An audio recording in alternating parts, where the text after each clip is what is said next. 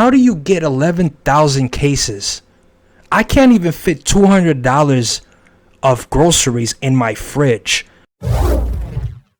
What's up, guys? Welcome to Social Intervention. Name's Benny Velez. I am a portrait street photographer. My boy, man, he be sending me the craziest stuff online. I just be sitting there sometimes and I'll just be like scrolling through Instagram and I'll get like 7 direct messages back to back, and it'll just be his videos or a meme or some article or some shit. The other day he sends me this article on this Illinois woman. She's I guess she got 9 years or something like that. Let me see if I can pull this up real quick, man.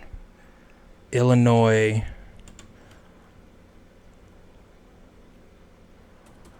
Let me see.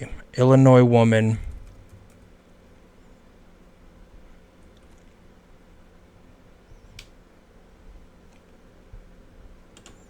Chicken wings.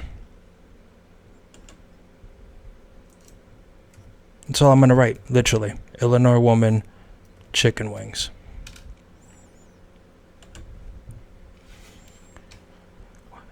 There it is. Woman sentenced to 9 years for stealing $1.5 million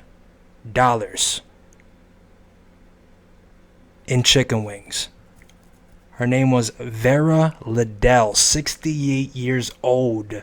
She pleaded guilty to a felony theft for stealing more than 11,000 cases of chicken wings. What? Hold up.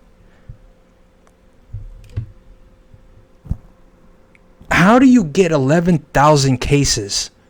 I can't even fit $200 of groceries in my fridge. Where are you storing 11,000 cases of chicken wings? It's got to be over the course of a time frame, but still, 11,000 cases of chicken wings? Who were you working for, Tyson? Like, that's wild. You imagine? Can you just imagine, right? The lady pulls up to your house or something, and she's like, "Hey, check this out. I got cases of chicken wings. All right, you name it, I got them. You want flats? You want drums? You tell me what you want, and I got you." Imagine if she had dips too: garlic parm, buffalo barbecue. Damn, I wish I'd have known who she was, man. I would have been all over that. Let me tell you right now, that shit is crazy. They sentenced this lady to 9 years for that shit. That's crazy as hell. You know what's fucked up too? I bet you she's sitting in that cell right now, and the same people she was selling these damn chicken wings to are the same motherfuckers that are walking past her like, "Oh, damn, look, it's Vera." I bet you she probably selling chicken wings inside. If she can sell 1.5 million chicken wings on the street, what you think she gonna do inside prison? She probably got everything. Look at her. She looked like she got the stash too. She looked like she got all the oatmeal cookies. She looked like she has all the seasonings, all the toppings, all right? She keeps the bags of rices and the coffees and the cookie balls. Who we messing with? You got to come see Vera. If you lock down in Cook County, go check out Vera, because she's got everything you're going to need to get you through your bid, all right? Just saying, man. Wish her the best of luck, though, man. They hit her off with 9 years. That's crazy. Crazy talk. Chicken wings, man. People going down for crack cocaine coming out in 4 years. This lady got 9 years for stealing chicken wings. Yeah, my boy just be sending me all this kind of stuff, man. It's crazy. Yesterday, he sent me this slap fighting video. He stays sending me those slap fighting videos. It's like I don't even know how bored are we that you have to come up with a sport where the objective is to slap the piss out of someone else. I mean, we got to be that bored. Let me see something. Now I'm kind of curious to see this. He be sending me all kinds of these videos too, but I'm gonna just do something real quick right here. Watch this. Watch this. Watch this. See if we can find it. See if I can find it here. We are going to hit up slap fighting. Let's just type that in real quick. Slap fighting championship. They even got a championship, homie. Look at this stuff, man. Look at the way that this person just, they post up, all right? And look at the way they swing back. They are taking aim to knock your entire head off of your shoulders. I couldn't do it. I couldn't do it, man. I couldn't do it. I couldn't do it. I don't want to do it, to be honest with you. I don't. You couldn't pay me enough to do that. You could not pay me enough to do that. First off, I'm going to tell you why I couldn't do it. First off, it takes way too long to prepare for the hit. All right?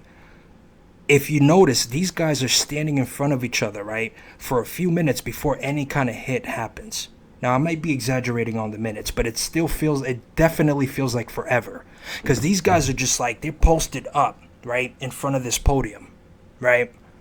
And so they're facing each other, right? And then the one guy is just staring down the other one. And so you got the other guy just kind of like moving his palms right next to his head, right? Just kind of like sizing him out, kind of getting that perfect angle. This guy is trying to find the right angle to knock your freaking brains into next week. Then the intensity behind the hit. I mean, do you see the strength that these guys are coming at you with? All right? These guys are spinning the block 7 times before that hand makes any kind of contact with that face. All right, look at how they back up. They are backing up all the way to Russia, meeting with Putin, and then coming right back to meet you. And then they got the audacity to give you a loofah. They give you a pool noodle and say, here, hold this. What is that supposed to do? You think that noodle's going to stop you from getting your ass knocked out? You look stupid. Now you got your life slapped out of your face. And you're holding a pool noodle. Just for me watching it, I mean, I could watch this all day. You gotta be out your mind. Anyways, man, I grew up in a Puerto Rican family. Big family. Big family. If you come from a Puerto Rican family, the stories that we are left with as adults, you know, is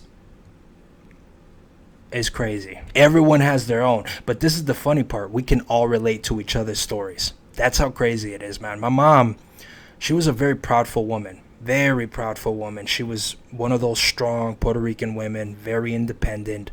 She's very caring, but she can be very cold.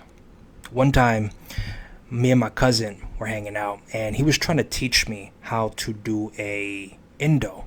And for those that don't know what an Indo is, it's basically when you hit the front brakes and your back tire goes in the air and you just have to balance yourself on the front tire. That's an Indo. Right? Okay. I had no front brakes. So my cousin was trying to teach me how to do it with my leg. He said, just take your foot, right? Shove it in between the tire and the front fork, and the way that you wedge it should give you enough leverage to lift the back tire up. Right?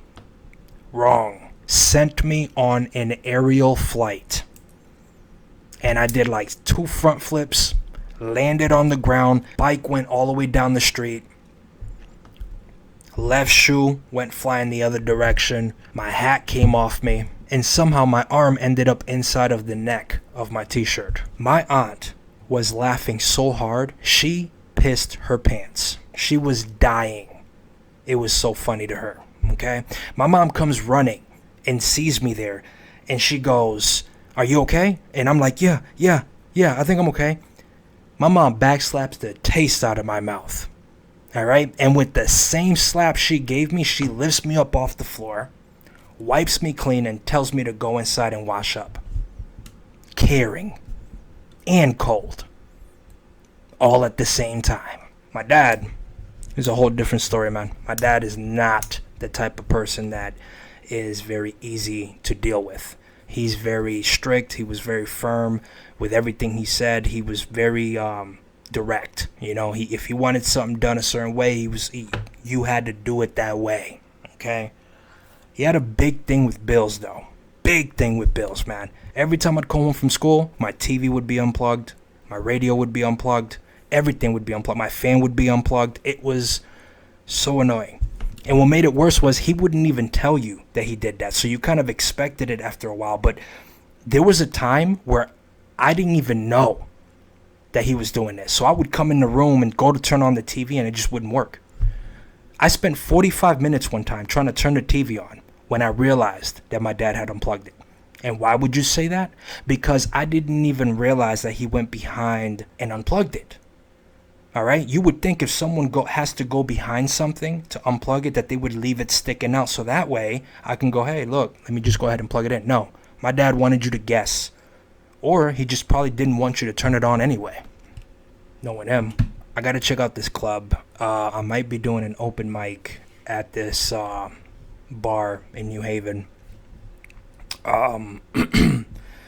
It's not set in stone yet. I'm not sure if it's going to happen yet. I have to stop in and kind of like check it out. I want to see it. I've never done this before. I'm not an open micer. I'm not the type of person that can stand in front of people, but I'm challenging myself to do things that I don't normally do. So anyways, I don't know. Check me out if it does work out. And if you guys are interested in anything from photography, or if you just want to see some of the reels that I post, go to my Instagram at Poetic Street Visual. And I also have a podcast page dedicated to clips and all kinds of stuff that you can go to as well, and that is Social Intervention Pod on Instagram. So check me out there, send me a message, holla at me, talk to me, tell me something good, like, subscribe, do all that good stuff. And stay tuned because I got more stuff coming up your way. So I'm out of here.